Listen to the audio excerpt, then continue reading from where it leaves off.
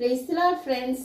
நம்ம லைஃப் கூட ஸ்மூத்தாக இருக்கணும், ஹாப்பியாக இருக்கணும், பீஸ்ஃபுல்லாக இருக்கணும், நம்ம போகிற இடம்லாம் அமைதியாக இருக்கணும் அப்படிலாம் நினச்சிட்டு இருப்போம் ஃப்ரெண்ட்ஸ். ஆனால் சம்டைம்ஸ் கடல் அலை வந்துடுது, மாதிரி துன்பம் வந்துடுது, பிரச்சனை வருது, நிறையா நம்ம எதிர்பார்க்காத காரியம்லாம் நடந்துடுது. என்னடா இது அப்படின்னு சொல்லிட்டு விக்கி போய் பார்க்குற மாதிரியான சுச்சுவேஷன்ஸ் வந்துடுது ஃப்ரெண்ட்ஸ். என்னன்னு பார்த்தோன்னா, யோனா 1வது அதிகாரம் வாசித்து பார்த்தோன்னா, யோனா கிட்ட காட் சொல்கிறாங்க நீ நினிவேக்கு போன்னு சொல்லிட்டு. ஆனால் அவன் என்ன பண்ணா, தர்ஷீஸ்க்கு போகிற கப்பலில் ஏறி உட்காந்துட்டு இருக்கிறான். அங்கே தான் வந்துச்சு புயலும் அலையும் பிரச்சனையும் எல்லாமே.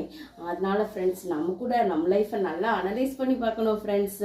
நம்ம அவி இந்த வில் ஆஃப் காட், கடவுளோட சித்தத்தில் நம்ம இருக்கிறோமா, அவரோட சித்தத்தை செய்கிறோமா, இல்லைன்னா நம்ம இஷ்டத்துக்கு நமக்கு மனம் போகிற ஒரு காரியத்தில் நம்ம இறங்கி துணிச்சலாக எங்கேயாவது போய்கிட்டு இருக்கோமா அனலைஸ் பண்ணி பார்க்கணும் ஃப்ரெண்ட்ஸ்.